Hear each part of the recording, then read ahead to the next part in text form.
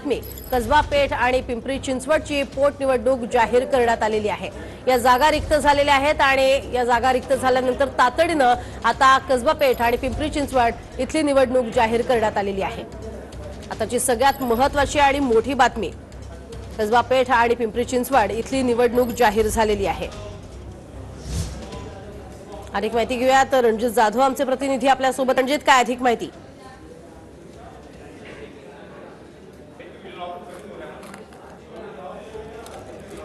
अधिक माहिती घेणार आहोत। संदीप जाधव आमचे प्रतिनिधी सध्या आपल्या सोबत जोडले गेलेत। संदीप, काय अधिक माहिती?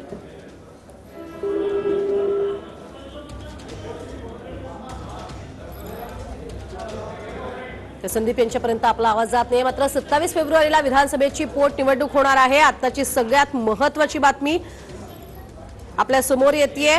पुण्यातील कसबा पेठ आणि पिंपरी चिंचवड इथल्या या दोन जागा रिक्त झालेल्या आहेत आणि त्यामुळे कसबा पेठ आणि पिंपरी चिंचवडची पोटनिवडणूक जाहीर झालेली आहे। 27 फेब्रुवारीला विधानसभेची ही निवडणूक होणार आहे।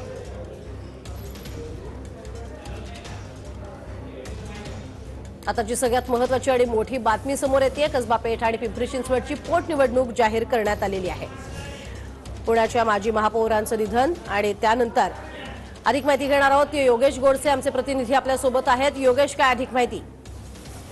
प्रज्ञा, कसबा विधानसभा मतदारसंघातील ज्या आमदार होत्या मुक्ता टिळक यांचं काही दिवसांपूर्वीच निधन झालेलं आहे। त्यासोबतच पिंपरी चिंचवड विधानसभा मतदारसंघातील भाजपचे आमदार लक्ष्मण जगताप यांचं सुद्धा निधन झाल्यामुळे या दोन्ही विधानसभा निवडणुकीसाठी पोटनिवडणूक ही जाहीर झालेली आहे। या निवडणूक आयोगाच्या कार्यक्रमानुसार 27 फेब्रुवारीला मतदान होणार आहे। त्यानंतर 2 मार्चला या दोन्ही विधानसभा मतदारसंघाची मतमोजणी ही निवडणूक आयोगाने नियोजित केलेली आहे। त्यानुसार या 27 तारखेपर्यंत आता हा संपूर्ण कार्यक्रम असणार आहे। त्यापूर्वी फॉर्म भरला जाईल, त्यानंतर अर्जाची छाननी होईल माघारी आणि त्यानंतर 27 तारखेला मतदान होणार आणि 2 मार्चला मतमोजणी होणार आहे।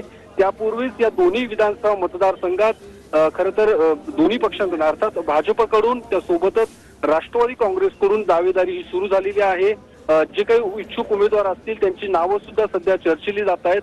त्यामुळे नेमकं या दोन्ही विधानसभा मतदारसंघातील निवडणुका ज्या आहेत त्या बिनविरोध होतील की दोन्ही मतदारसंघांमध्ये निवडणुका लागतील हे बघणं महत्त्वाचं असणार आहे। मात्र ज्या पद्धतीने एकूण परंपरा आहे त्यानुसार बिनविरोध करण्याची जी काही मागणी आहे ती यापूर्वीच भाजपकडून करण्यात आलेली आहे। मात्र आता या दोन्ही जागांसंदर्भात राष्ट्रवादी काँग्रेस नेमकं काय निर्णय घेते हे बघणं सर्वात महत्त्वाचं असणार आहे। मात्र त्यापूर्वीच निवडणूक आयोगाने या दोन्ही विधानसभा मतदारसंघाचा निवडणूक कार्यक्रम हा जाहीर केलेला आहे। प्रज्ञा, नक्कीच धन्यवाद योगेश या संपूर्ण सविस्तर माहितीसाठी।